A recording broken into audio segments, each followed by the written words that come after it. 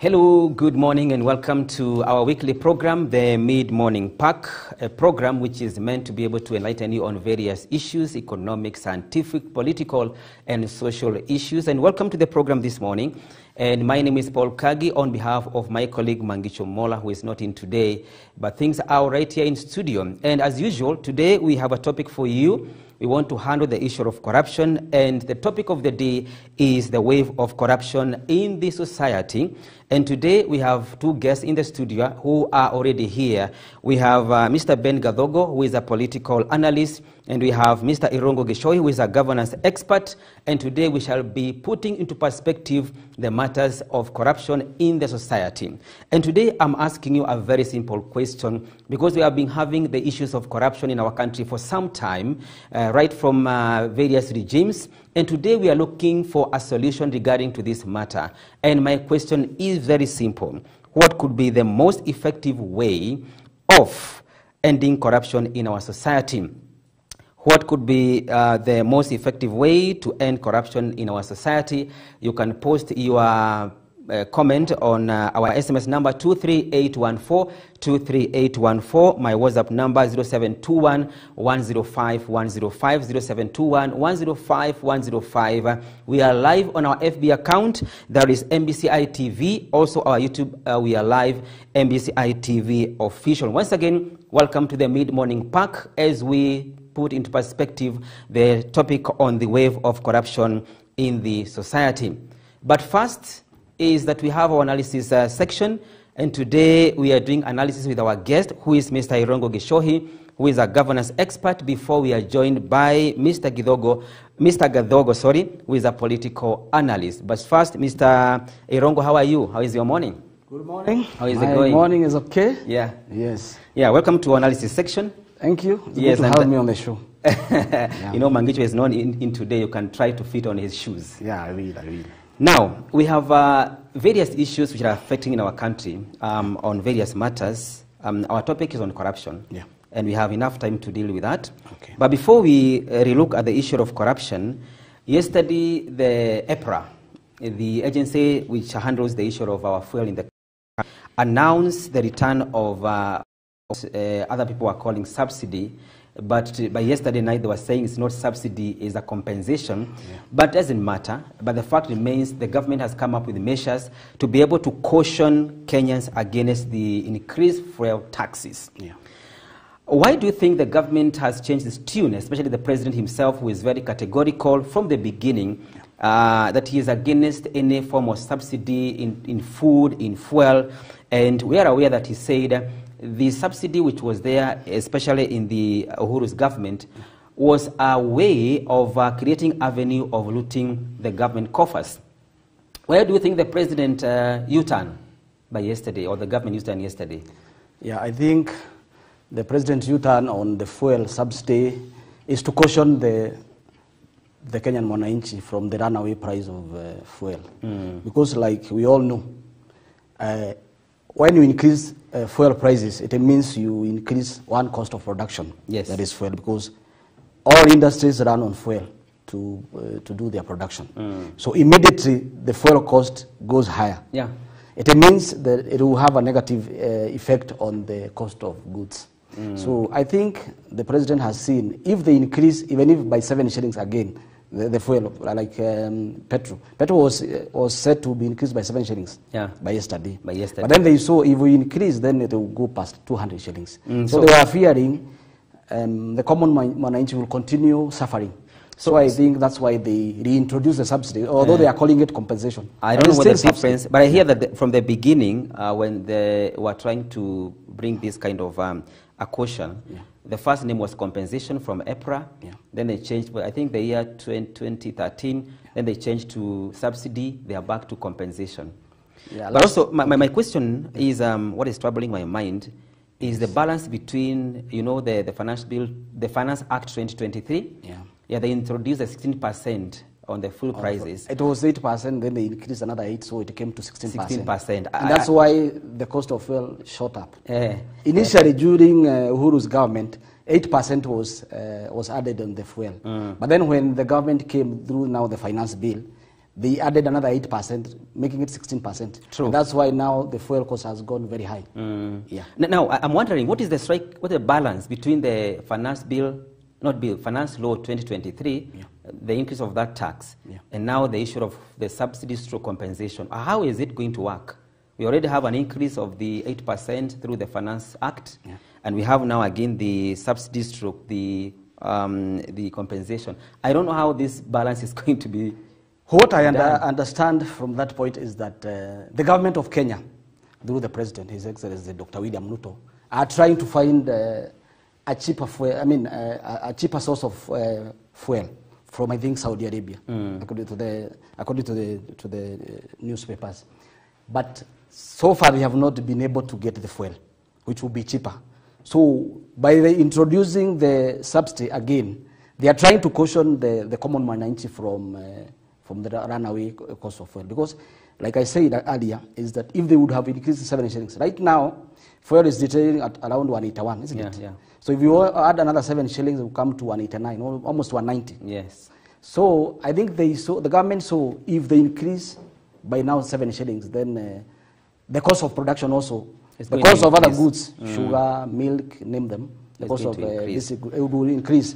And now the government, when we elected this government on a platform of they are going to lower the cost of living. So now it looks as if there will be a double speak. You said this and then you are doing the other one. But you are aware that by now we had shipped I think 2 cargoes of petroleum through Mombasa Port, and it has not changed the fuel prices. You remember that? From Middle East. From Middle East, okay. Yeah, direct from Middle East, we had shipped some 2 cargoes of fuel. It has not changed. Yeah. But also, the issue of maybe sourcing fuel from Saudi Arabia, I am cautious about the issue of OPEC, the Organization of Petroleum Exporting Countries.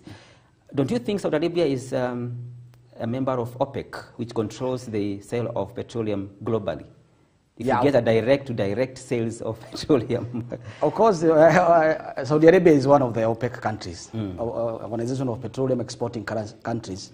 So I'm also afraid, I don't know how that one will work. However, what I know is that we were trying to, the government of Kenya is trying to purchase petroleum without using the dollar. I don't know how that one will be possible. Because like you have seen, the Kenya shilling has lost so much to the dollar. Yes. It's almost 140 something now. I don't know, I'm not sure so much, but I know it's 140, I think 142 around there. Yeah. So they were trying to find if they can be able to purchase petroleum products with another currency other than the dollar. The dollar. So that it can be minimized, yeah. But it has not materialized. It has not materialized, and that's why I said earlier that the government is now afraid, because if petroleum products, the cost of petroleum products are going to continue soaring high, it means the cost of production for most of our industry here locally will go far. Yeah. Meaning that the bread currently you are enjoying at 65 shillings might go up to 90 shillings. True. Which might be very costly. The cost of like unga and other things like cooking fat, they will go far. Meaning that the common mananchi will continue to suffer. Yeah. And that's what the government is trying to avoid here. Yeah. Okay, and there is a devolution conference which is starting today at Eldoret, the county of Uasin Gishu. It actually started yesterday. And you know, the devolution is now 10 years old. Yeah. I was seeing one of the cartoons today, and they were drawing the devolution being a toddler 10 years from now. And all the governors are surrounding the toddler, celebrating 10 years birthday. And I was asking myself, you know, a child of 10 years is now a child who can be able to do his stuff without any assistance. So it means our devolution is still a toddler. Anyway, this devolution happens after every year. This year it is in the county of Uasin Gishu, Eldoret town. And one of the things that I think is very evident when you are having this conference is that our counties are still struggling with some issues. Yes. Number one, the issue of lack of enough resources, especially the issue of the health sector. We know it was devolved to our counties, but the counties are still struggling with managing our health sector. Number one, they are experiencing a serious understaffing. You find that in many counties, they are having few health officers, the doctors and the nurses. And it's so unfortunate because as much as our counties are experiencing few health officers, many of our doctors are being sourced from outside Kenya. Yeah. In many countries, US, UK, all of those countries, they are really looking for Kenyan health officers. Number two, our counties are experiencing what we are calling the inadequate funding. Yeah. You know, since the KK government came in place, they have been struggling to be able to fund the counties through the devolved fund. Yes. But by yesterday, I heard the president saying that he has managed to pay them 100 billion. That was a pending bill for the counties, and he promised them yesterday that he is going to make sure that they are going to receive their money on time. The other one is an availability of tangible development in our counties. If you look at most of our counties, they have not been able to have a vibrant development project. Yes. And one of them is that they could have helped the government to have some projects which are going to open avenues for employment. Yes. I think with the national government, it cannot be able to provide employment alone. Yeah, with the devolved units, yeah, it can be able to support government in many ways on how to be able to create job opportunities by creating industries. I don't think, is there any county you have heard it has a very aggressive industry which has... Yeah. To answer you on that, today, I mean, as from yesterday, the devolution conference started in Uasin Gishu, Eldoret. Yes. And as much as there are several hits, there are also misses in the devolution since it was started 10 years ago. You find that like that issue of the issue of health in this sector. Actually, health in this country is an issue, because like we all know, there are several hospitals that have been constructed by the county governments. Like here in Nakuru, there is that hospital in Molo and another one in Elbagon that were at least upgraded by the counties. By the county government of Nakuru. However, there are no medicines in these counties. So that's one of the greatest problems that we have seen. Because, and I usually see governors flagging off 200 million, 300 million worth of medicines from KEMSA. I think after every year, you see. I think every governor, if you look at the history of our counties, one of the major projects done by our governors is the health infrastructures. Yeah. And usually the medicines. Medicines, yeah. Yeah, they usually flag, you see 200 million, 300 million. But where those medicines go after being flagged off is where I don't know. Because like sometimes back last week, I took my child to the hospital here at PGH. And funny enough, there are no medicines. Even there was no... Painkillers? Not really painkiller. Painkiller there is. But there was no worms. It cost only 30 shillings. Deworming, yeah. Deworming, yeah. 40 shillings. There is no that. What does that tell you? Yeah. If you cannot afford to have 40 shillings medicine, what about the other medicine that cost 2,000, 3,000? Definitely there isn't. And where is the problem? I don't understand, because I usually see governors flagging off medicines, and they are usually allocated to different hospitals in the different sub-counties. Gilgil, Naivasha, all over. Kuresoi, Molo, Elbagon, all over. But when you go to those hospitals, there is hardly any medicine there. So I think there is a problem there. This is the major area. I mean, sometimes, our leaders hardly go to those hospitals. Yeah. They usually go to Nairobi hospitals, and the Medihill hospitals, even hospital. They don't go to the local hospitals, because themselves they have insurance cards. But what about the poor Kenyans who don't have hospital cards? And another thing, there are those people with NHIF cards. But even if you go to that hospital with an NHIF card, you are told there is no medicine. Yeah, and we hope maybe the devolution 2023 in Uasin Gishu is going to maybe bring a solution to some of the problems. I believe when you have such kind of a conference, is a time when we brainstorm as counties on how we can be able to solve some of our challenges. Because and before they maybe come up with new resolutions, they should maybe have a scorecard of the previous conference, the last 1 year, if they have been able to achieve some of the things that they deliberated in the last conference. So let's wait and see what is going to happen in this conference. Yeah, we are going to wait, and I want to challenge them, because I'm not saying everybody is corrupt, no. But there are a few elements in these hospitals who steal medicines. because I'm sure they are being stolen, actually. Otherwise, where do they go? Yeah. Yeah, so there are a few rogue people, and I would challenge the government, the county governments, to be strict, just to be strict, so that at least the wananchi, with the devolution, if the local wananchi does not benefit from the devolution, then I would rather we don't have that devolution. Yeah. Very true. Yeah. All right, and dear viewer, as we are having our analysis this morning, just to remind you that today we are going to talk about the wave of corruption in the society. We will be having Mr. Ben Gadhogo, who is a political analyst, and also we will be having Mr. Irungu Gishoi, who is here. And I'm asking you a very simple question here. What could be the most effective way to end corruption in our society? What could be the most effective way to end corruption in society? I know it's a matter which has been there for many years, but today we want to hear from you on the ground. What should we do about this corruption? SMS number 23814, 23814. You can also post via our WhatsApp number 0721 105 105, 0721 105 105. Also, our FB account, you can also do the same, MBCI TV and YouTube MBCI TV official. Today we are talking about the wave of corruption in the society. And Mr. Gishoi, yesterday there was a huge development, the issue of the KK, Kenya Kwanza and Azimio bipartisan talks. The first talks flopped because of there were some issues that were not coming up very clear. They were hardline positions. Yes, they were hardline positions, some suspicion. But by yesterday, you could easily tell these guys have decided to move on. Yeah. If you could hear the majority leader in National Assembly, Ishongwa, the way he was presenting his motion in Parliament, it could tell you they have made a decision to be able to move on and be able to bring country into one track.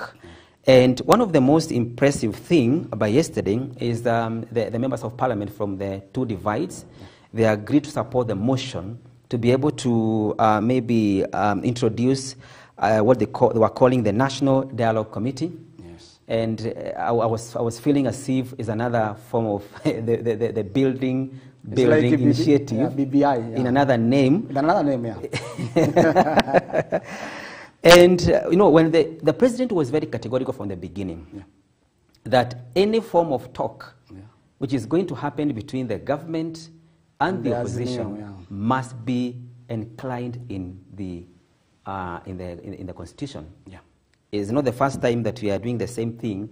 You remember during the 2008 post-election violence, when we had the Annan team coming to bring us together, and the formation of the Grand Coalition government, Kibaki and Raila, it was enacted in our constitution. Yes. So I think it's good to be able to have seriousness in what we are going to do so that nobody is going to take Kenyans for granted. Yes. And then these talks should not be there for any personal interest. They should be there to be able to bring our country together. Number two, also to bring some relief to Kenyans on various matters. Any form of maybe suggestions given by any party should be meant to be able to bring our country together. Sometimes it's very irritating to see how sometimes we are divided as a country.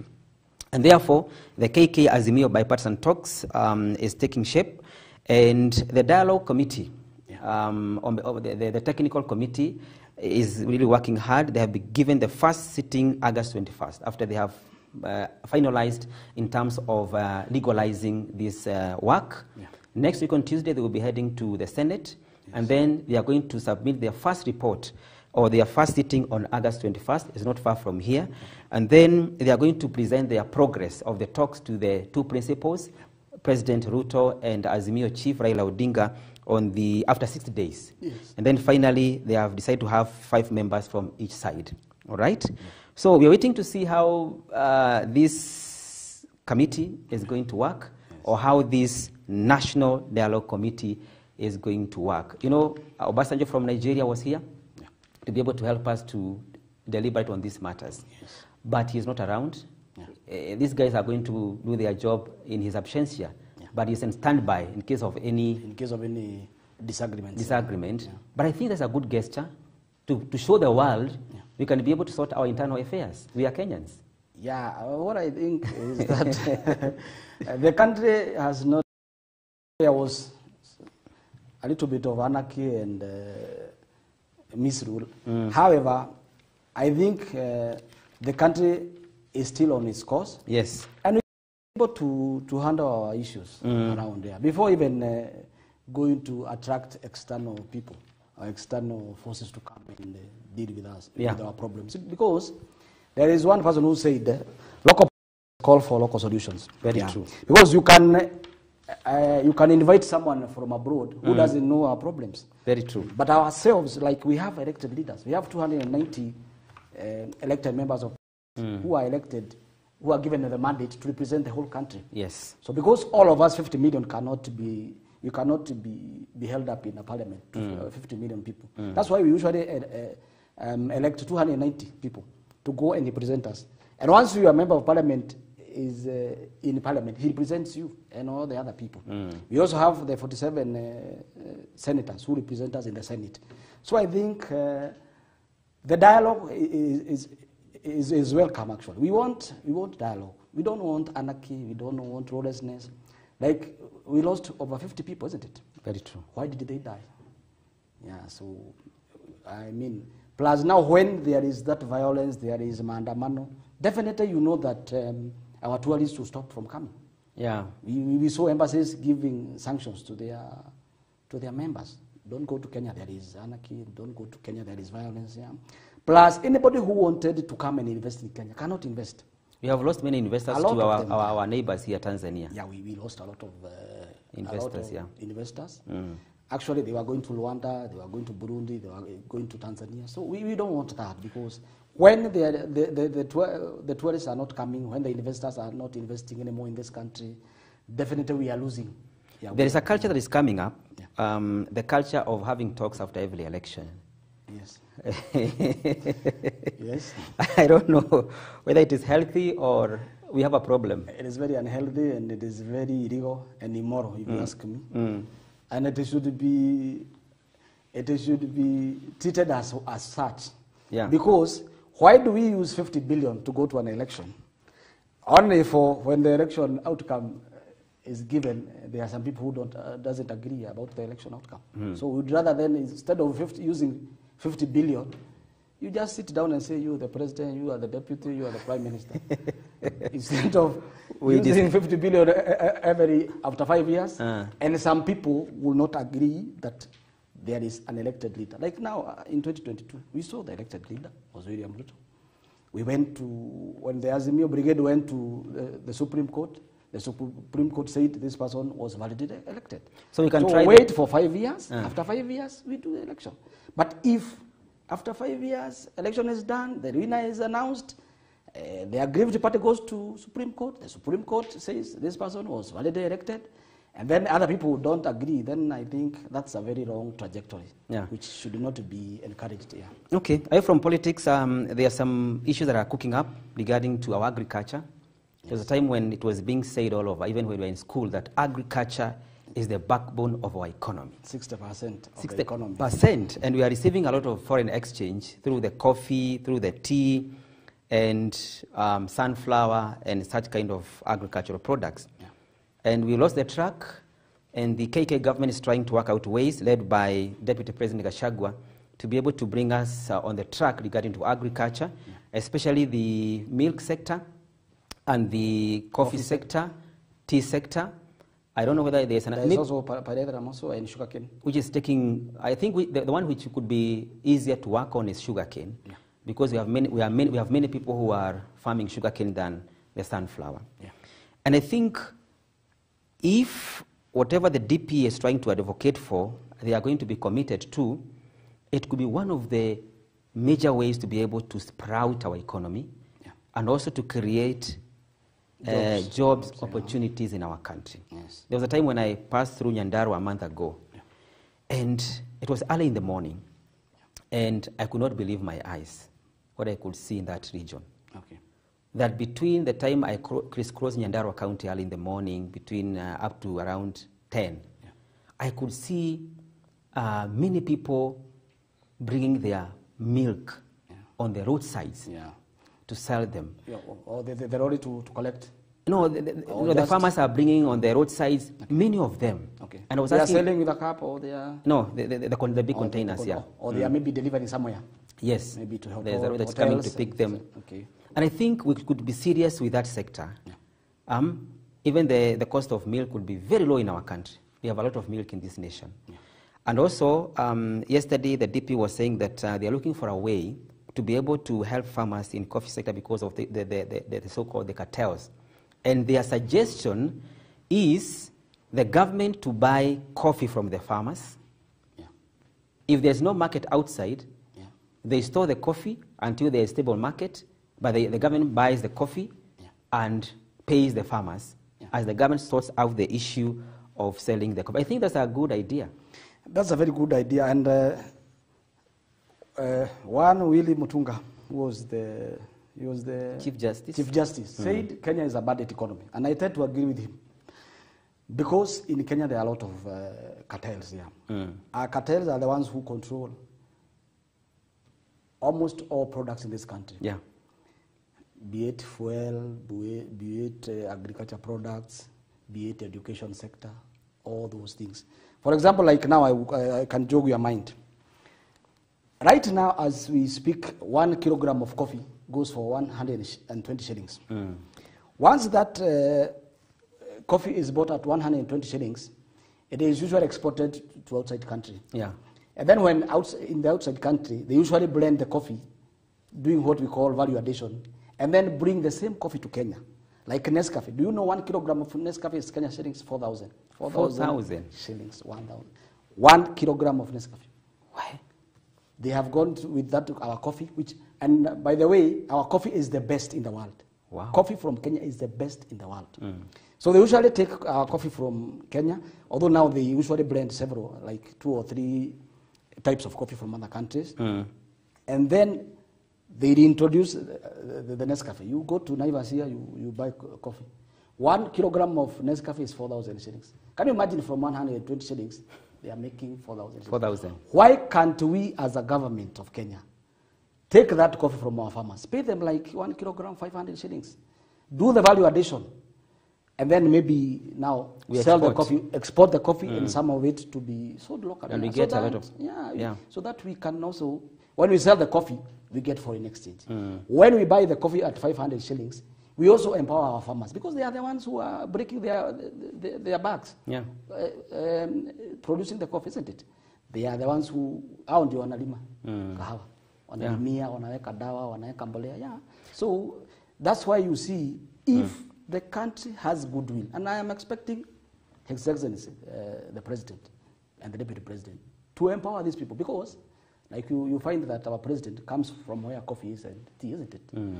Our Deputy President comes from Nyeri, where there is coffee and tea. Yeah, coffee and tea. And milk. Yeah, and milk. Another thing, milk is being imported, and then our milk sometimes go up to 17 shillings, 30 shillings. Right now, if you go to buy a packet of milk, 1 liter of packet of milk is around 120, isn't it? Because a half is the one that we buy at around 60. But then you find that 1 liter of raw milk is sometimes 17 shillings, sometimes 33 shillings. When it goes the highest, 40 shillings. Yeah. So you find that just they are buying at our farmers the products, milk, coffee, and then after maybe value addition and putting it in that packet, they are selling it at almost 3 times or 4 times. So I think the government should have goodwill to support its farmers here. Like you said, 60% of the economy. And if you support 60% of the economy, even poverty, actually there will be no poverty in this country. Right. And I'm expecting, finish, if the agriculture sector can be promoted, I think our economy can grow at 15%. Very well, Mr. Erongo, for that good explanation. Dear viewer, we are heading to a short break. When you're coming back, Mr. Ben Githogo will be joining us as a political analyst on the topic wave of corruption in the country. My name is Paul Kagi. We'll be right back after this.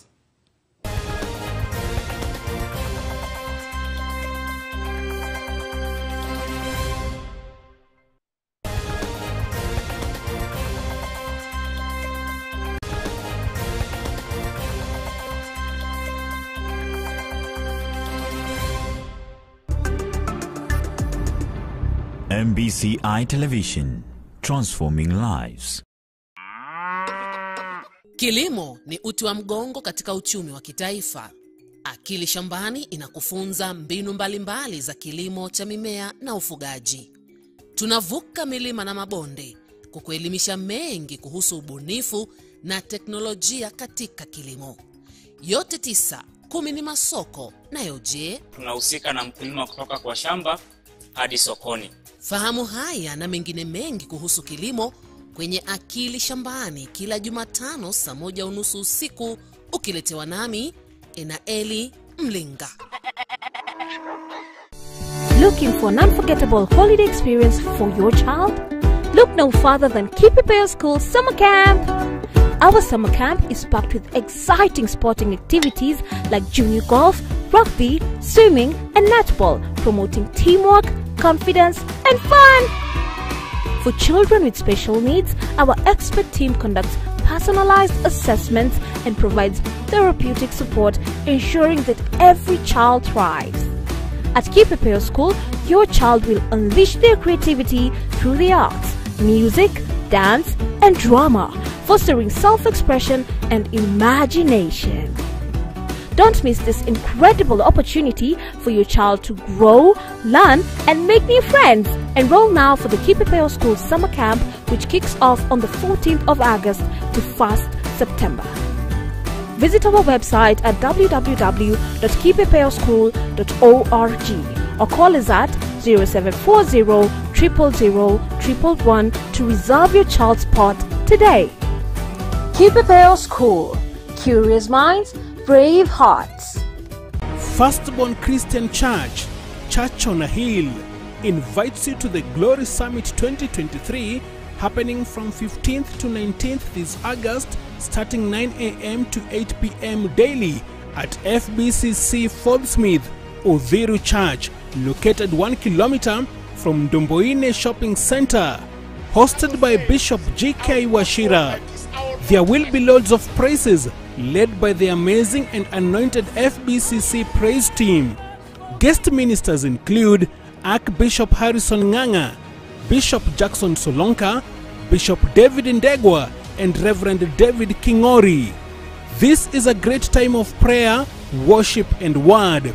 Guest worship ministers will be Jen Aller, Harriet Odongo and many more. Glory Summit 2023. Be fruitful, subdue and multiply. Don't miss. For more information, call 0745 38 5738. That is 0745 38 5738.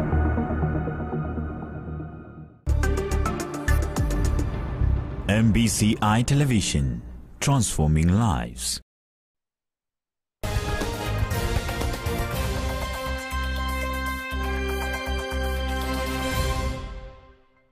Right, welcome back to the Mid-Morning Pack, the 16th day of August 2023, and here we are again. We are talking about the wave of corruption in our society, and today I'm asking you, what could be the most effective way to end corruption in our society? What could be the most effective way to be able to end corruption in our society?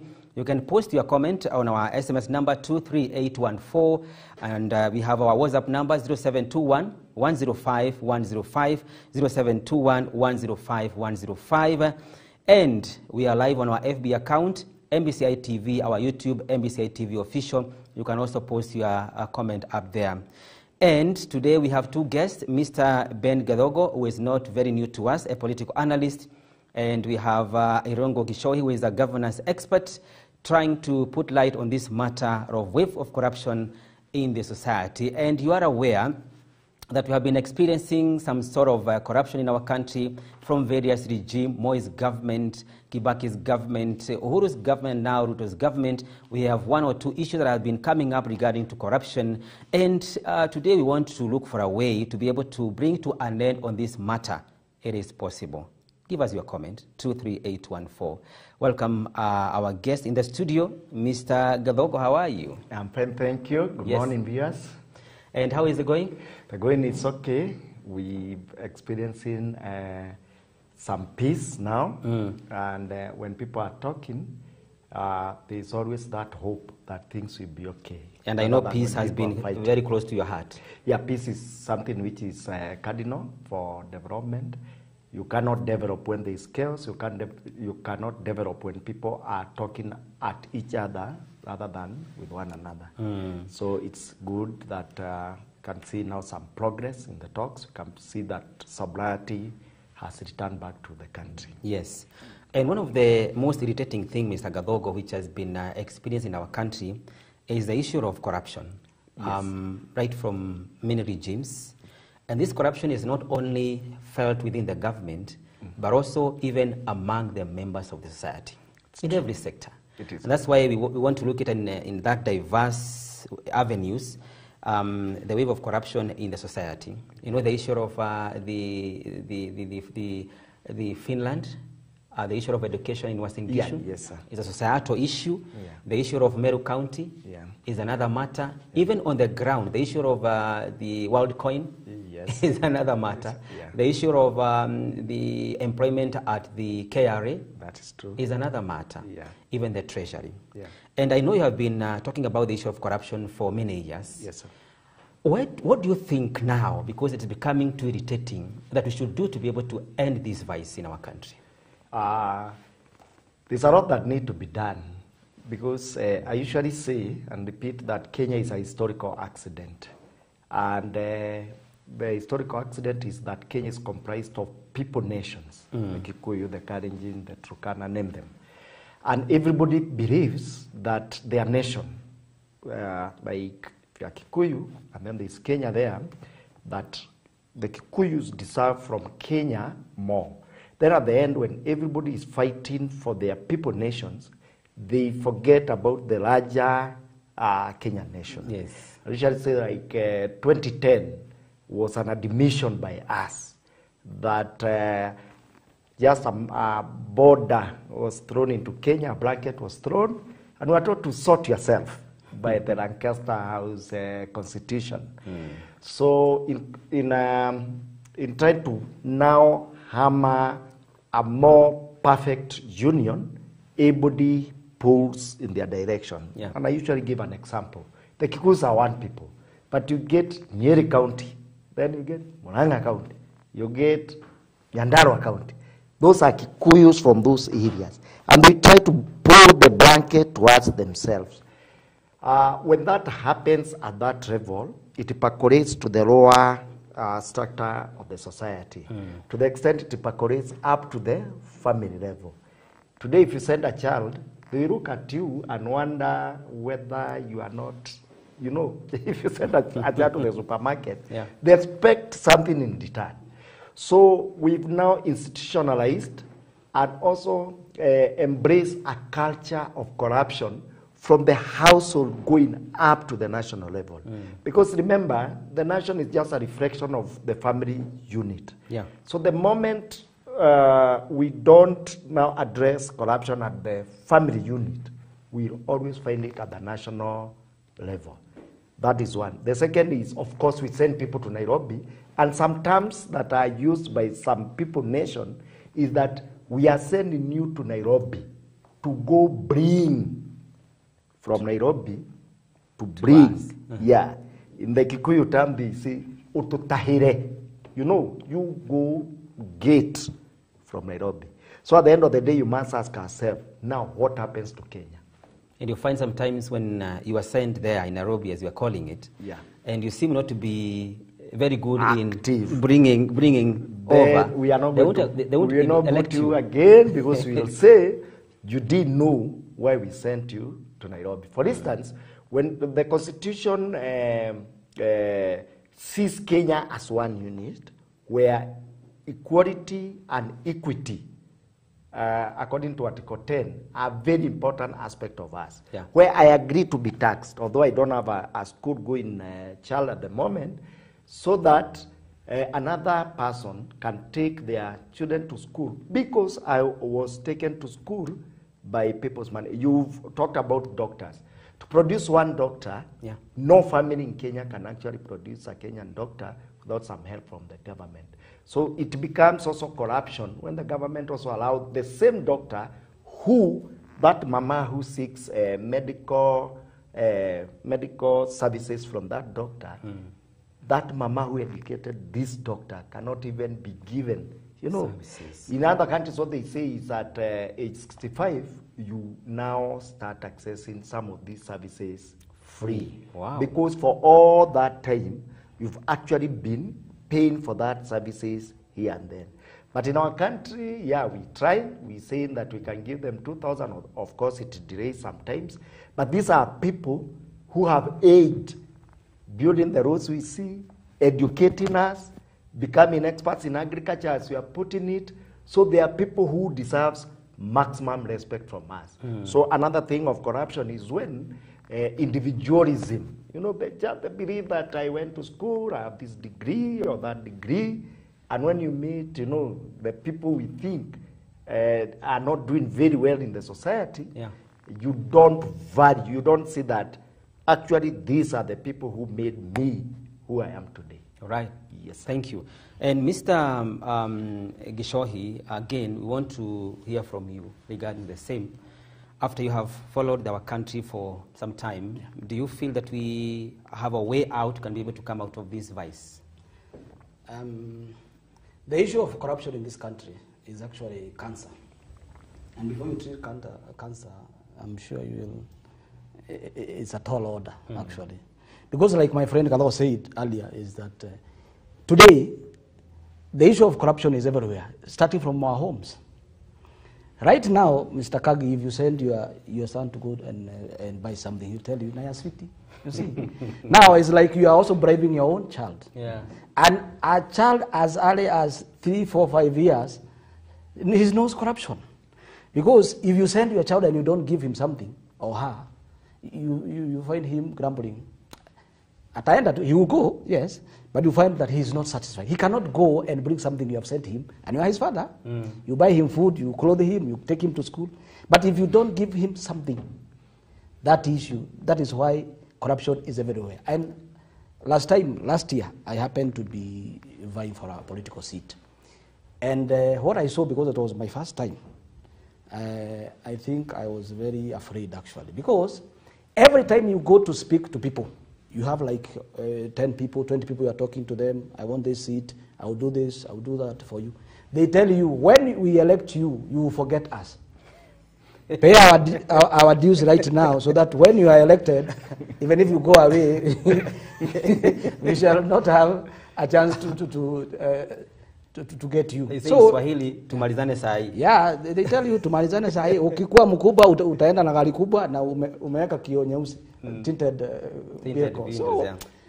And I think that's why our politicians, because most of these politicians you see here, members of parliament, governors, senators, they use a lot of money. Governors actually use up to a tune of $1 billion for one election, yeah. Senators, they use 500 million. Members of parliament use up to 100 million for one election, yeah. So you find that when that politician gets that seat, what will he do? The first thing? To repay back. You know, every investment, we usually say, every investment must have a return on investment, ROI. You call it in the economic language, ROI, return on investment. So if I invest 1 billion to become a governor, the first 2 or 3 years, when I am given that seat of governor, I will first amass the money that I used 1 billion. And actually, because I want to be elected the next term, I'll amass the 1 billion that I used for my campaign, yes. And then maybe amass another 1 billion for the next campaign, because next campaign I will not use my money. I'll get that money from the seat that I'm sitting on. That's why you find that corruption is a vice. And unless pastors and our leaders, our religious leaders, the sheikhs, the Muslims, the Hindus, they have a very big work. They have a daunting task to put morality in ourselves, because the society is immoral. They are used to corruption. And once maybe somebody is elected, the first thing he does is to get his cousins, his brothers, his sisters, his cronies, the ones that helped him to to get into that seat. To get to the seat. Employ them into give them good jobs in the maybe county or maybe even in the government or in the ministries, yeah. The next thing he will do is that if there are tenders that are to be done in that county or in that constituency, he has to give those tenders to cronies. So that if it's a tender for like 10 million, the person given, because he's his crony, after completing the work and he's paid, then he's told, hey, unajua ni mimi nikupe your contract yangu, though he's given a cut. So that's why you see corruption nowadays is now not in the national government. It actually devolved. Devolved in the counties, devolved in our homes, devolved in the society. Yeah. So, and we have many bodies which have been set up to be able to handle corruption in our country. Yes. And they are using taxpayers' money to be able to help salaries. Yeah. Yeah. Do you feel that these institutions are effective in maybe fighting this corruption in our country or society? They are not effective because maybe partly I can say yes and partly no. We have seen they have recovered, like the EACC, we have seen it has recovered several pieces of land that were grabbed there. They are trying actually, but still they are doing very little. I can rate them doing around 30% out of 100. Yeah, because you find that some of these people who are engaged in corruption are people who are people who are very wealthy. Yeah. And sometimes our judiciary, sometimes our institutions are usually compromised here. So if you are taken to court and then maybe you go and compromise your way there in the courts, in the corridors of justice. Yeah. So you find that the cases are dilly-dallying. A case goes up to 20 years before it is determined there. So you find that sometimes back, the people who are even maybe prosecuting the case are not there. Yeah.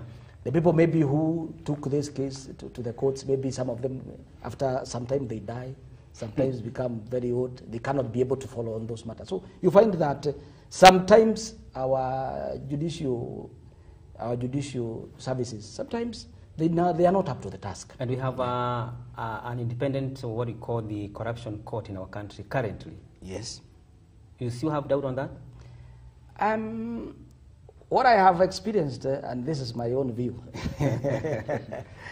is that if you are very influential and you have money in this country, you can have for you to be prosecuted, it is a tall order. Yeah. It is a tall order. Yeah. Because we have seen these things. We have been around, Mr. Kagi. Yeah. Yeah, Mr. Kagi, we have seen these things here. There are some people who are untouchable, big fish. You cannot touch them. Yeah. The case will be there, but the case will keep on dilly-dallying, 20 years, 30 years. There are some cases who have been in court for 30 years. Yes, even last time. For example, like I can joke your mind, the issue of Golden Park, has it ever been resolved? No, many years. Yeah, there are several issues that are there. Several cases, big cases here. What are they? Big cases, then we all know the people who are involved, but because they are top cream, so you find that very little. Unlike, maybe like if I can tell you this, Mr. Kagi today is still a chicken. You will be jailed for 8 years. Yeah. Within a month or 2 months, you'll be jailed. Because you are not known. You are not wealthy, you are not known. But another person sees billions of money, the case delays, 30 years, 20 years. Yeah. I think that is where, Mr. Gavago, I think we are losing it. Yes. Because if we are losing a lot of money in corruption, then there are some, for example, as he was saying, if somebody can use $1 billion for campaign, when he gets a seat, comes and recover the money, that money was meant for development. Yeah. And then he looks for some other money for the next election. That's $2 billion. It's true. It's a lot of money for the development. And I think we are losing a lot of money through corruption in our country. That's why sometimes, as much as you want to have development, this is where we are failing. Yeah, it is true that there is a correlation between what do you call it, electoral finance and also our politics and morality on corruption. Because the greatest enemies of Kenya, the fabric called Kenya, are corruption and tribalism, whereby I'm going to steal for you and you're going to vote for me. And for you to vote me, I know how much it costs. And money is given openly. By the way, when in your first segment, when you say people were voted democratically, it's not true. It isn't just not true. with so money being dished here and there openly. Now it's not even a question. Actually, you want to be captured giving money so that people know that you have money. The first time when I vied, I was, I think, 25 years old. The first time when I vied here as a member of parliament for Nakuru Town East. And I used to tell people, you know, I am Amnalawi, I just came from college, so I don't have nothing. And the people listen and say, if you had something, we vote you. But now, the only problem is you talk very well. You've done wonders within, you know, the short period of time, and you're visionary. You talk about corruption. You mention things people want to mention, but there's something missing. At the end of the day, when you call us, we're going home empty-handed, and then we are called by another person, and we are going home with 1,000, with 5,000. But they say, in conclusion, there's somebody who has captured this very well. They say, when you see that trading is done, not in consent, but by compulsion, when you see that in order to produce, you need to obtain permission from men who produce nothing, when you see money flowing to those who deal, not in goods, but in favors, when you see that men get richer by graft and pull, rather by work and austerity, and when it seems as if the laws protect them against you rather than protect you against them, when corruption is being rewarded and honesty becoming a sacrifice, then no, indeed, you are approaching hell. Because I want to produce. Today, if you discover something that you want to produce, I saw some friends trying to produce oil from sunflower at the local level. And they have to close down. Why? Because Kenya Bureau of Standard will be there. The county government will be there tomorrow morning. You know, they want taxes. KRA wants standards, and they are not standard. They told us the other day, once big producers start producing, they don't check. But for you, if you want to start, they will be on your neck trying to, you know, to set the highest standard. You are starting, and you are competing with, you know, well-established multinational organizations. The health people will be there trying to see, you know, whether you are meeting. All that will happen, and you are straight from school. You want to be a producer of corn oil or whatever oil that you want to do so that you can sell to your village mate. So when you see this happening, no, you are headed in the wrong direction. Today in Kenya, if you work hard, if you say, now I want to be working very hard so that in my old age I'll be rich, is this something you can tell your child, looking them in the eye? And they will tell you straight. They tell you straight, it's not what I know, it is who I know. I remember, again, when I was about 30, we went to an interview, this interview in the United Nations. So this guy had come with their degree folded like this, and the back pocket, and was wearing jeans. You know, when you go to interview in Kenya, you put on smart.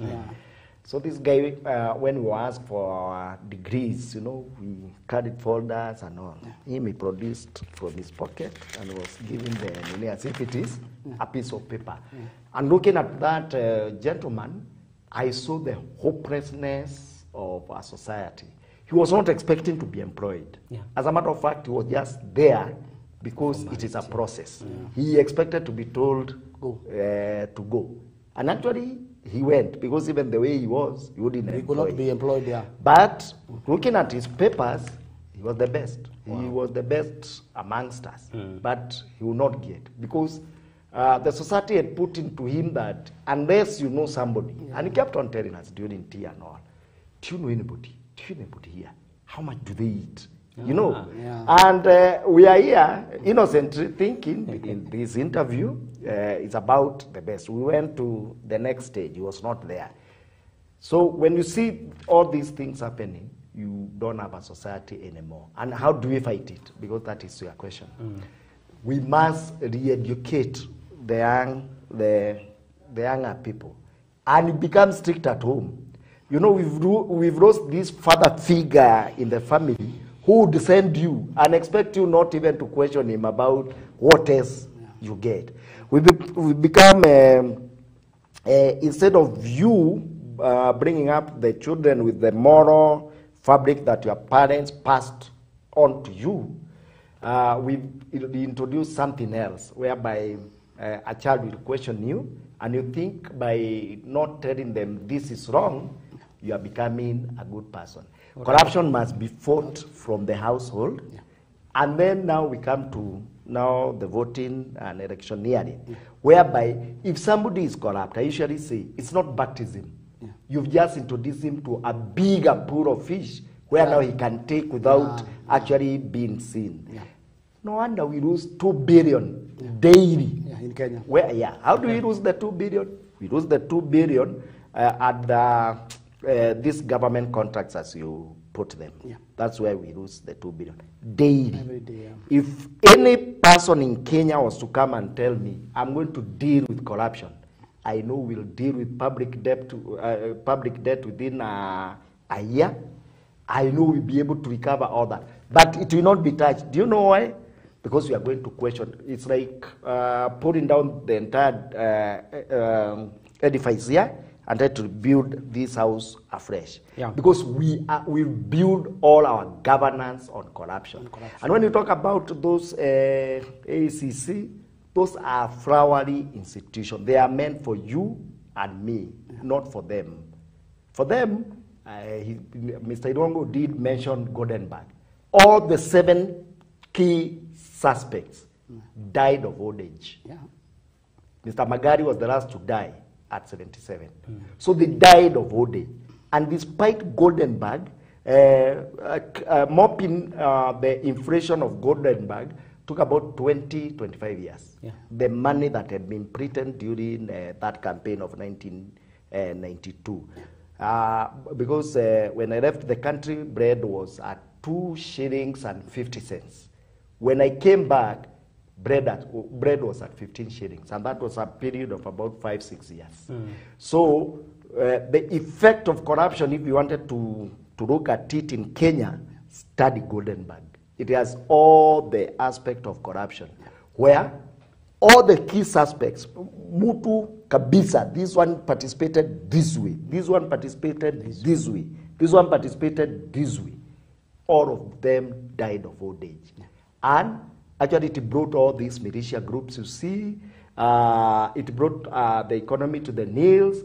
It ensured that previously you could offer free education and stuff. You could actually afford to take medicine to almost every hospital. I remember I was born here. So we used to go to Rangalanga dispensary. Parents were complaining the amount of medicine they were being given to go give their kids. Those medicine that you will not finish in any small dispensary. At that particular time, they were just dispensary. Yeah. We had 3 dispensaries and the now PGH. And health was not an issue.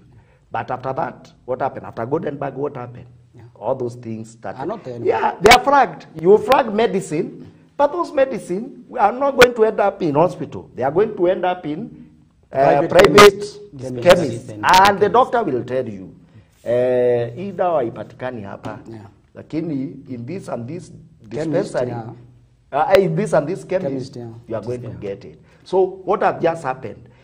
I've been taxed twice. I've been taxed so that I buy this medicine, and then I've been taxed so that I educate this doctor, and lastly, now where I'm going to actually procure that medicine. So the cost of healthcare becomes very high. Very, very high.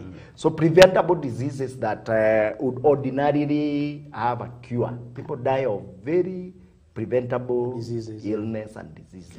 All right, because we will continue to do that more, I think, as you're saying, the corruption is becoming maybe the avenue of every sector of our country.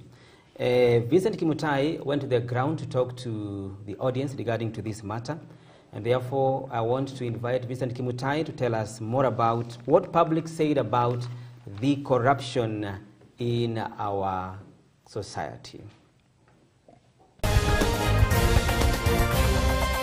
Shukran sana Paul Kagi. Na kama vile ambavyo umeweza kusema hapo studioni, hii leo tutakuwa tukizamia swala la ufisadi.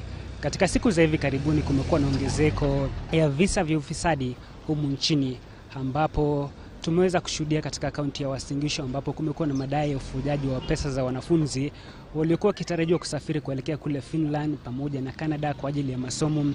Vile vile tumeweza kuona kwenye kaunti ya Kericho pesa ambazo zilikuwa zimetengewa kwa ajili ya waliokuwa mpoteza maisha kwenye ajali ya Londiani, pesa zao zikidaiwa kuwa ziliweza kuvujwa, uchunguzi ukiendelea. Vile vile katika wizara mbalimbali pamoja na gatuzi mbalimbali tumeweza kuona madai ya ufisadi yakiweza kuripotiwa. Na leo hapa tutakuwa tukizungumza na Wakenya kuweza kuuliza, je, dawa ni gani ya ufisadi humu nchini? Kwa majina naitwa Charles Mwangi. Ufisadi ni jambo ambalo sisi kama viongozi tumekuwa tukiangalia, tumekuwa tukitilia maanani. Lakini ukiangalia sana ubinafsi wa viongozi ndio unafanya haya mambo ya corruption iweze kuendelea mbele. Sasa suluhisho ni wakati viongozi, sasa hapa ni self discipline, kwa sababu wanapatikana na a lot of hypocrisy. Kwa sababu mtu anatoa manifestos wakati anachaguliwa, na hayo manifestos haiwezi kuwafikiwa kwa sababu ya ubinafsi. Kwa hivyo sasa dawa ni watu waombe, kwa sababu Mungu ni muweza wa yote. Number 2, viongozi wakuwe viongozi wa kuwajibika. Hakuna dawa nyingine pale. Jina langu ni Fredrick Moraya Mbudhia. Kuhusu jambo hili la ufisadi, inaonekana jinamizi ambalo inastakili serikali izame ndani yake iweze kuimaliza, kwa sababu ni janga ambalo limefilisi nchi yetu na watu wengi wamebaki wakilia.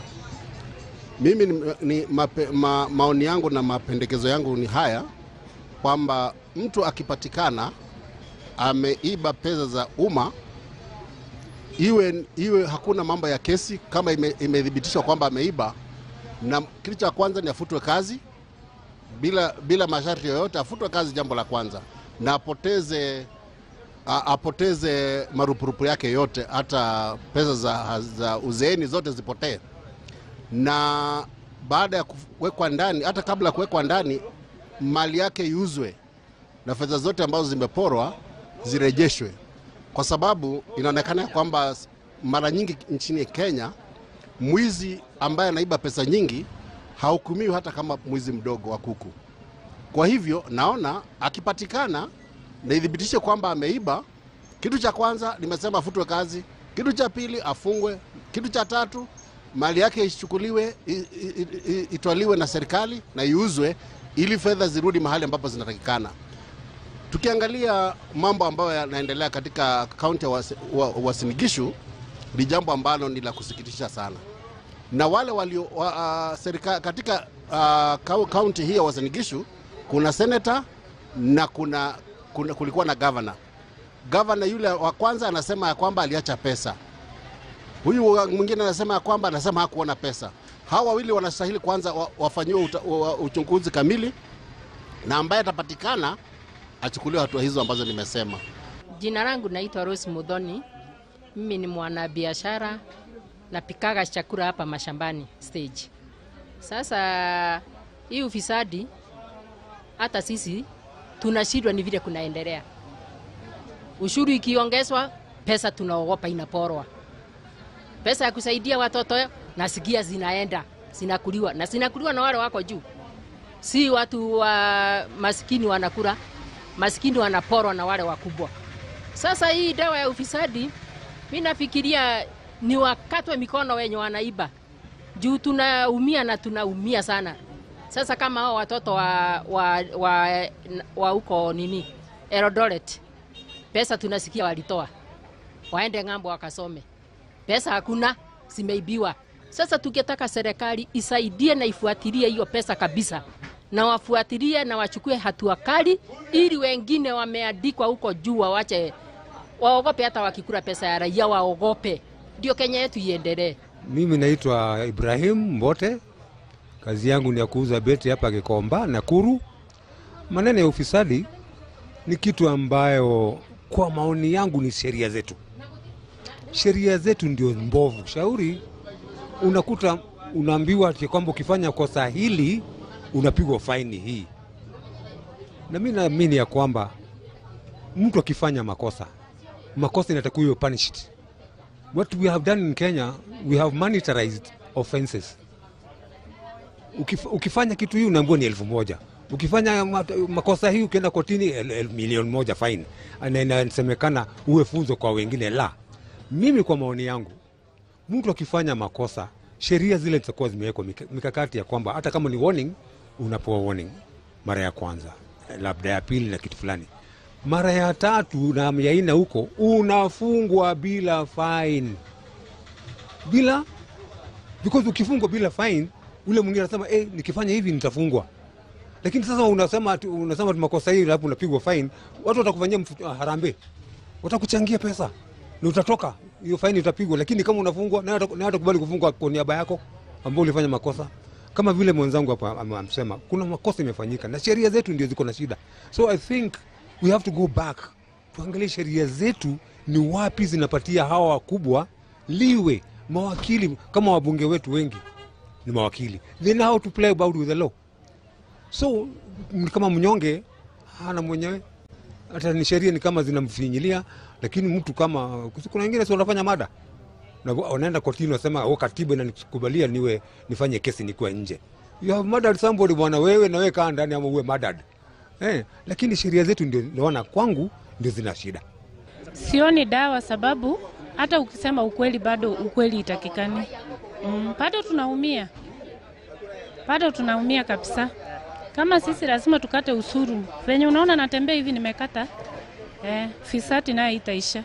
Sioni kabisa. Kwa majina naitwa Solo ama Solomon.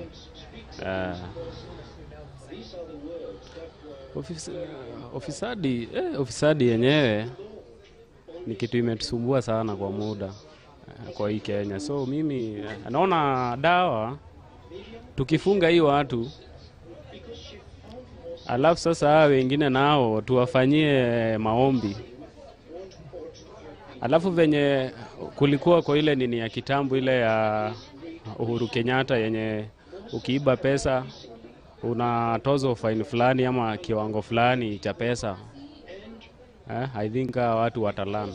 Naitwa Dominic Masenya. Mimi kwa kulingana na opinion yangu, ufisadi, naona wale watu wanapeana kazi waache kukaa kwa ofisi. Ukipeana kazi enda ground uone ile kazi imefanywa.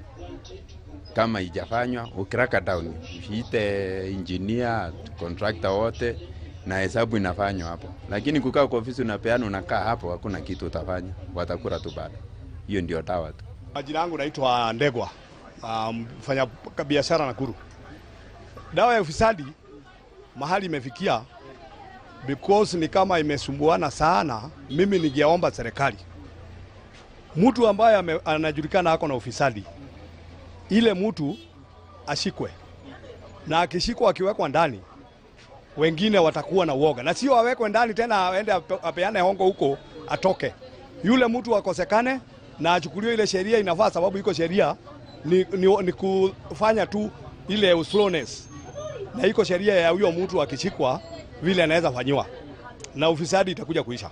Kagi, hayo ni maoni ya Wakenya kuhusiana na swala nzima la ufisadi humu nchini, ambapo tumeona wengi wakisema kuwa kuna mengi ya kufanywa ili kuweza kukabili jinamizi la ufisadi humu nchini. Wengi wanasema sheria ya Kenya inapaswa kufanyiwa mabadiliko ili kuona kuwa wale ambao wanapatwa na visa vya ufisadi wanaweza kufunguliwa mashtaka na kufungwa gerezani. Vile pia tumeona kuwa wengi wakipendekeza kuwa serikali kaweze kuwachukulia hatua kali wale wote ambao watapatikana wakihusika na ufisadi kwenye gatuzi mbalimbali, kwenye wizara mbalimbali na humu nchini, ili kuona kuwa jinamizi la ufisadi linaweza kuzimwa kabisa na kuweza kumaliza kabisa ufisadi humu nchini. Nikiripotia kipindi cha Mid Morning Park, MBCI TV, jina langu ni Vincent Kimutai.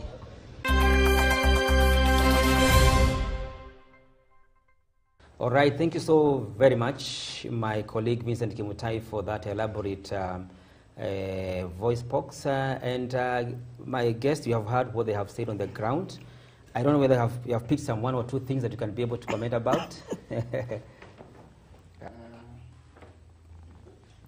We have seen that even the local Mwananchi has knowledge of what is happening in this country, so that they know that corruption is a dragon that is bringing this country a lot of problems. Yeah, because actually, even if maybe I can return you back during independence. In 1963, after independence, this country of Kenya had a population of 6 million people. And the land mass in Kenya was able to be divided to those 6 million people, such that each and every individual in this country, from a child to the oldest, they would have gotten 20 acres of land. But what happened? A few individuals who are influential in the government were given land alone. That's why you find that a lot of Kenyans, they are squatters, isn't it? Yeah. So corruption started as early as during independence. So we thought that the colonizers were the ones who were corrupt. But then we found that even the ones that we entrusted with the government then, in 1963, from that time after independence, they became also corrupt. That's why they could not have agreed to share land. Actually, even you find that, even right now, there are people from the Mau Mau who doesn't have land, even where to be buried. Yeah. So I think corruption in this country is now a vice. It's like cancer. And only now God can assist us, because cancer, we all know, you cannot treat cancer unless God intervenes here. Yeah. Gadogo, what's your take on the public's opinion? Yeah, that is the true picture on the ground. I see hopelessness. I see people who have accepted that corruption is a way of life. And if you could watch, the older generation have more hope than the younger generation, which is a grim picture, because actually it's the youth who ought to have, hope that they can be able to fight this vice. And I want to agree with Mr. Irungu. One of the negotiations at Lancaster House was the acquisition of £20 million, which was given to the first government, so that they would buy land from all the Wazungus who are living, so that that land would be distributed. What followed was a challenge of what now eventually became the biggest scandal, which is land distribution in this country, whereby money was given freely, so that land would be distributed freely. To everybody? To everybody? Especially, a lot of it was to be distributed, especially to the people who, during something called the Swanaton Plan, that was to give titles to the 6 million, as is aptly putting it. Some of the people, when this was happening, were in the forest fighting for independence. So to make that right, since their land had been taken by others, because the first titles in this country happened in 1955. That is the first time that the Kikuyus were given title. And at that particular time, the other Kikuyus were in the forest fighting. And you see, they were not there. They were not given where your ancestors were, because they used to plant, this is where you plant sweet potatoes, this is where you had your animals, and you stay there. What happened is that now that land was measured and you were given elsewhere. So there was no identity as to, this is where my great-great-grandfather was buried. There's nothing like that one in Kikuyu land. So to make right what those Kikuyus in the forest, it was let's give the country £20 million. It's enough to buy land for them and to resettle them. It never happened. So we ended up whereby money can be borrowed for a specific assignment, and then be assigned. In business term, we say misappropriation. But actually, all these things, corruption, misappropriation, and all, it is just baptized names of stealing from the public. But rather than talk about corruption, I think it would be proper if we say money stolen from the public. Because the moment we give these vices very rosy names, it appears as if being corrupt and being a thief are very different. But you steal from me, Once you steal from my taxes, you are just as somebody who's stolen my chickens. But in Kenya, the perception is like, if you steal from the public, wewe unajijua, huyu amechanuka. But if you steal from me, I have a right to get angry. But my taxes are part of my wealth. Because if I pay taxes, I also expect greater services. True. So the moment we don't think that our taxes are ours, and we think they belong to the government and anybody can steal from them, when we imbibe that culture, then now we become a party to people who steal from us, and then they will call themselves all those rosy names, corrupt, misuse of public funds, misuse of public funds, embezzlement, misappropriation, embezzlement, cronyism. We are just saying we've accepted that although they are bad, they are not as bad as people who steal from us directly. This is our country. The government does not have a single coin. Whatever the government uses is our taxes. Government only operates on two things, taxes and debts. Yeah. They either borrow from you or borrow outside so that you'll pay, and taxes. So there is no other money.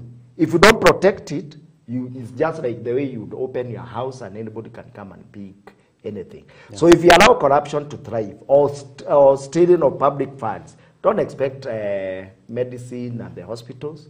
Don't expect good education. And by the way, when you also steal exams, exams in this country are stolen. And lastly, who do we take even to that parliament or to that senate? Look at their records, all of them, and then try to, to analyze. Do they have cases? Yeah, does this one have cases? I'm going to end up like, as one activist has put it, the mafia have a country. Because you are going to end up, who you? Who you? Now who you? So at the end of it all, the good people are outside here complaining, and the bad people are the ones that we've said, go appropriate, go give them. So that something like CDF, we talked about CDF here the other time. The Supreme Court, which is the highest court in this land, declared CDF unconstitutional, null and void. What happened? The MP simply say we are not going to pass the budget. And because we are not going to pass the budget until you give us CDF, what happened? They were given. Still given CDF. So, and CDF, how much is CDF? Every member of parliament gets more than 100 million. Yes. 110 million per year, annually. Yeah, annually. 110 million. How much, before this guy became an MP, how much money has he ever administered, so that you can say you can now entrust him with 110 million. You get the answer is very few of them, before assuming those positions, would even tell you they run a budget of about 10 million. Yeah, true. This is true. We live in this country. Yeah. And now they are getting 110 this year, and then next year another amount.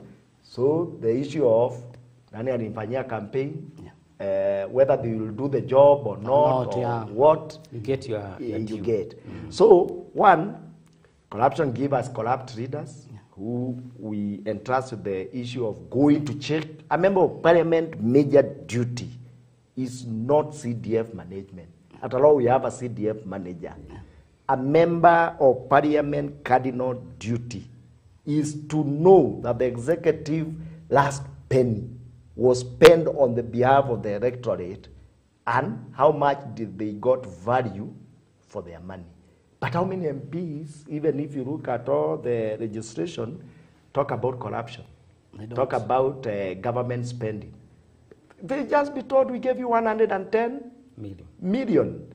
Give us your account. And most of them are not willing that their books are opened.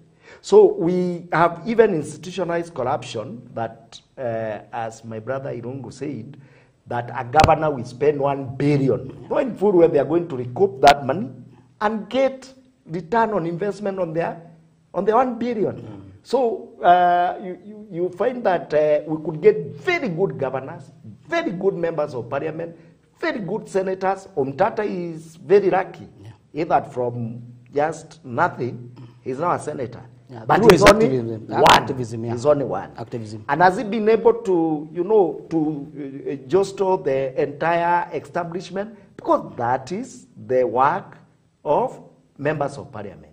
For instance, members of parliament are supposed to come from every field. Farmers, they are matatu operators, Economists. even economists, educated, uneducated, so that they go represent all those interests. Fields, Is yeah. that what we do?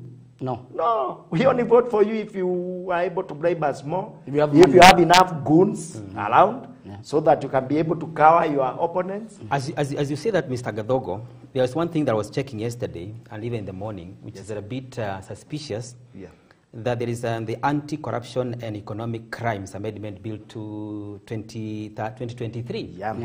And I want to read the previous section of the bill, that is 2003.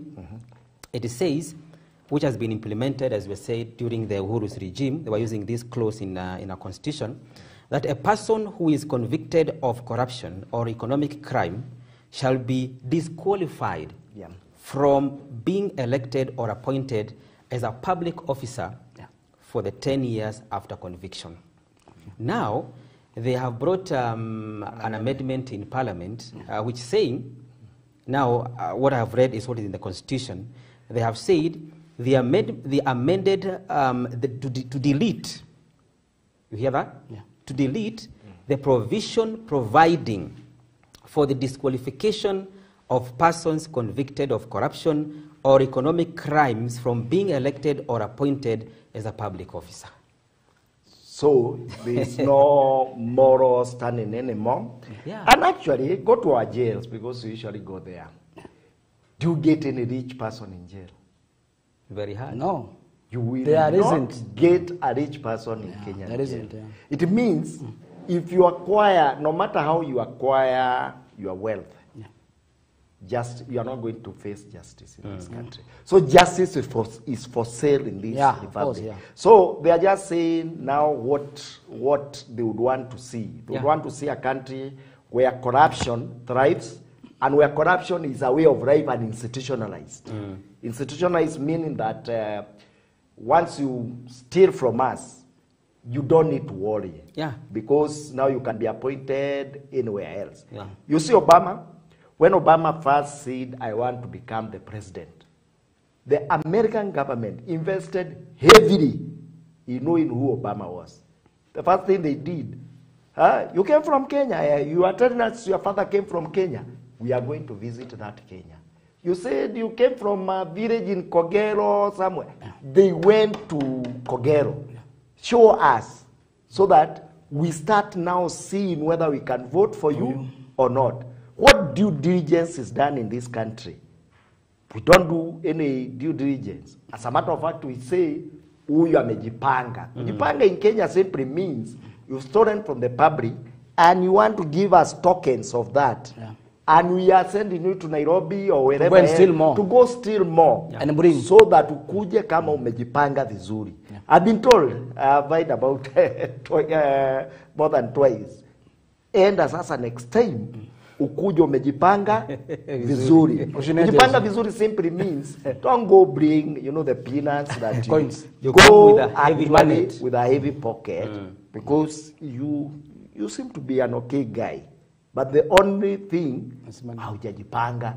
In Kenya kujipanga si ati kujipanga kwa maneno, kujipanga kwa pesa. So what you are saying, Mr. Gadogo and even Mr. Irongo, regarding to the corruption and electing our leaders, that today is very difficult for you as an ordinary person. It's very, very, very rare for you to get a political seat, especially on the highest level, if you are not involving salaried corruption or buying yourself into that leadership.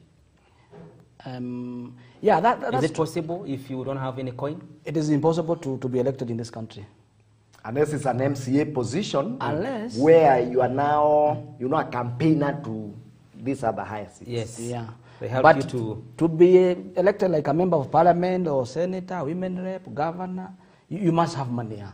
Because immediately you go to and start speaking to a crowd of people, definitely they will ask you for money. They say, Shinajeshi, that's what they say.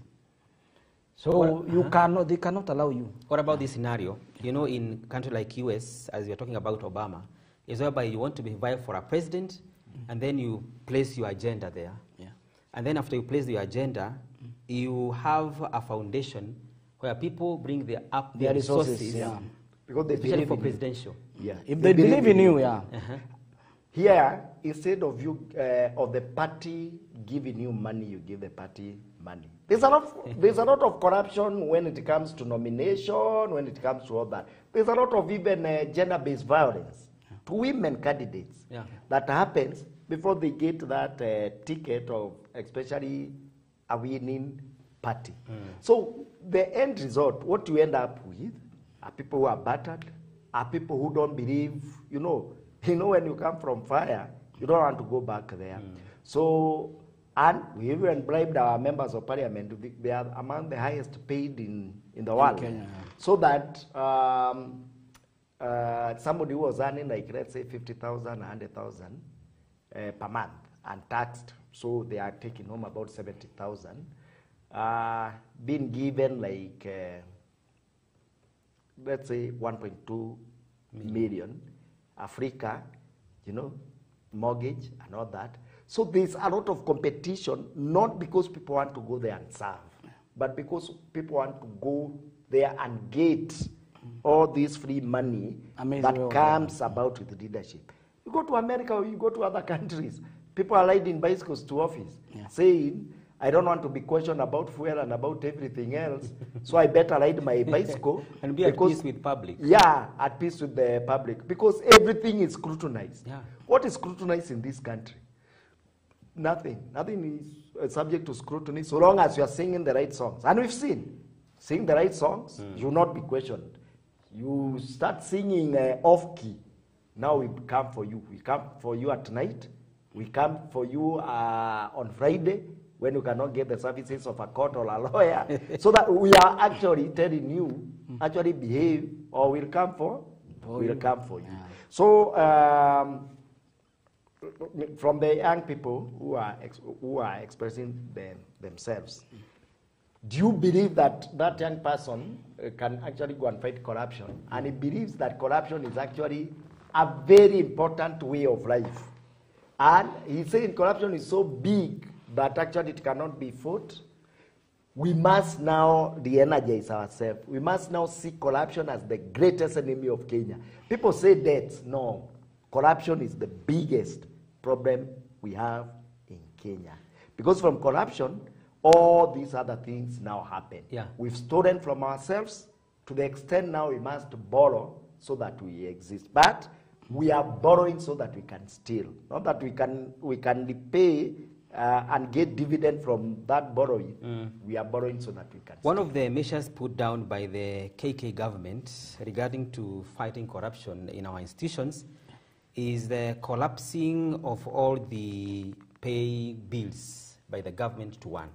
Yeah. You know, previously there were hundreds of pay bills in our departments. Yes. But now the president has announced that they are going to collapse all of them. They have done it. Yeah. They've been given some few days.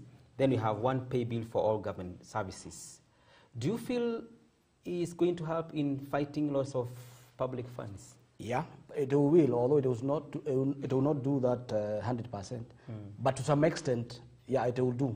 Because when you pay, like if you are paying for your car parking, and then you are paying through cash, the attendant can decide not to take the money. Yeah. But when you are paying through the pay bill, the attendant is not able to access the money. But so the pay bills were there. Maybe in different ministries they had their own pay bill. Yeah, but not all. Yeah, there are some places that they were charging cash. Yeah, they are using only one pay bill instead of many pay bills. Okay, is it going to help? Yeah, that one will help. Yeah, yeah, it will help. But there is also the danger of hacking, where the system can be, and we saw the other time when there was also hacking. Yeah. But anyway, it's a good start whereby you can tell how much was corrected, probably on a daily or an hourly basis or something like that.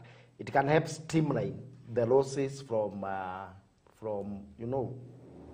when in from one source, it is you are able to actually now be able to tell what is happening. Yeah. Secondly, now what we would want to see is not only taking. We would want to see spending. Yeah. How is it spent? Yeah. Because the government is not a company. The government is not there to make profit off me. The government is, we have a partnership whereby I offer my honest taxes and expect services. True. Otherwise, if I pay my taxes, because I have to pay my taxes anyway, come in here, you have to drive, you've paid taxes through the fuel levy and all that. If the government, if I continuously pay my honest taxes to government, that does not give me services, that is official corruption. Okay. That is also a form of corruption from government. That I've paid my taxes, but when I go to hospital, there are no medicines. I paid my taxes, I cannot drive comfortably because there are potholes all over. Then why am I expected, when I look at the receipt from the petrol station, there will be road maintenance, and the road is not being maintained, and yet are paid together with all these others. It is high time Kenyans realize that whatever service you pay, demand for service, demand from service. And I like that girl during that Finland saga. There was a girl who stood up, very young lady. I think Mercy Tarus? Yeah, Mercy Tarus. Okay. Yeah. Because we bow down to power. We are taught that anybody up there, governor, senator, even MCA, once somebody become an MCA, the way you talk to them, even when they have stolen from you, is with the reverence. That lady talked openly to power. My parents sold this and gave you the money, which you are not denied, you received. Where is that service? Yeah. And it became a moral consciousness. That elderly thing has refused to die because it was questioned. Yeah. But before it was questioned, it was something which was going on. Recently, in this county, some medics, nurses, were demonstrating. And they called me, and they said, we have this problem.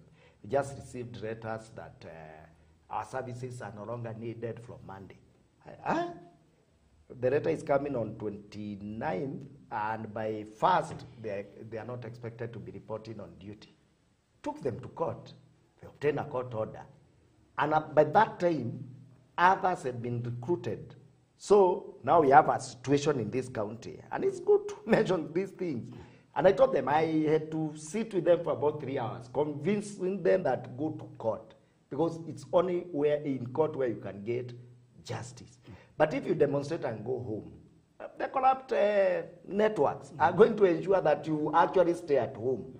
Now we have a situation in this county, Nakuru County, where you have two sets of nurses, those ones who are working before and those ones who are recruited later. Recently. All of them are at the hospital, and there's a court order, there's a persistent court order that says, return this other group to go work. So we are not talking of things that are out there. So at this particular time, the health services are poor, but we have people reporting there with no jobs. And the courts have said until 29th of September, we're going to be able to pay them. We must pay them. Yeah. So that's what corruption does. It is very costly to run, because now we are paying two sets of nurses here in Nakuru County. Here without even going into details about the merits or demerits, we have two sets of nurses in this county. Okay. So when we talk about corruptions and this thing, we are talking about things that affect you today. Yeah. Because now all those nurses are not at work. These few ones are the ones who are actually working. So although we have excess nurses, the people are receiving the poorest service, the minimum service, until 29th of September, when the matter will be heard and determined. So how many are going to die? How many are going to get poor services? Because part of that nurses are midwives.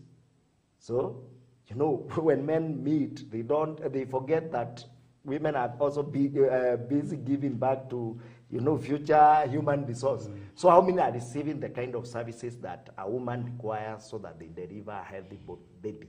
All right. Yeah. I think this debate cannot end. I want to give Mr. Irongo maybe a minute or so to be able to, because today we're talking about the wave of corruption in the society. So most of the time we find that we talk about corruption in the government, but we forget that the society itself is the biggest culprit regarding to corruption. Yeah. How would you tell the public regarding to maybe helping our nation to be able to arrest this situation? I think my final word can be everybody, each and everybody who is a Kenyan has a role to play. And beginning with your home, you are supposed to start changing. I call it paradigm shift. We are supposed to change our mindset so that beginning from our homes, start with your family, your children, your wife or your husband. Try to be morally upright, and try to even teach our children to be morally upright, so that let me tell you, unless this thing comes from our hearts, I think corruption will always be there. But if we change our mindset, if we are the electorate, try, and it's doable, try to elect leaders, not because they are giving you money, but because, according to their manifesto, you have listened to them, you have engaged them, and you have seen this is a true leader, this is a good leader. Give them a chance. Don't glorify corruption. Don't elect corrupt people in our parliament, in our counties, in our senate, because once you elect a corrupt person, he will continue the era of corruption. And that makes you to lack services. For example, when we have corrupt governors and members of county assembly, do we expect our county roads to be made? Of course no. Do we expect there to be medicines in our hospitals? Of course no. So once you are electing corrupt leaders, hiyo ni ile inaitwa mwiba ya kujidunga. Unachukua mwiba unajidunga na una expect usisikie uchungu. Inaambia kwa mwiba ya kujidunga haina kilio kwa sababu ni wewe umejidunga. So let us try to, like I said, it's called a paradigm shift, mindset. Let us change our mindset, and let us, because this is our country actually. There is no way we shall come from this country and go to Tanzania or Uganda or to Rwanda. No, we shall remain here. If we have a corrupt society, we shall stay with it. And consequences, choices have consequences. Once we elect bad leaders, definitely expect poor services. Yeah. All right, Mr. Ben Gavogo, what is your counsel to the public regarding to this corruption? I wanted to say corruption erodes trust, it weakens democracy, it hampers economic development, and further exacerbate inequality, poverty, social division, and environment. So, in conclusion, I would want to keep it there, that actually corruption erodes trust, it weakens democracy. You know, once you weaken democracy, now you've destroyed society, because now you've destroyed the rule of law. It also hampers economic development, because money that ought to go to economic development, actually we don't even store that money here.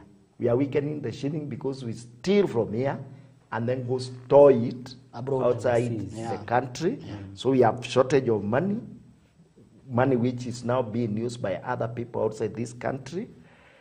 It also exacerbate inequality. It means I am working very hard, you are stealing from me and from him, so that inequality between the corrupt and the non-corrupt, it now exacerbates that, and you know that is not very healthy, because like if you go to a country like Norway, Sweden, we used to watch movies with the Prime Minister, and actually we are queuing, and do you know what? At that particular time, he had no bodyguard, because the bodyguard left him at 5 o'clock.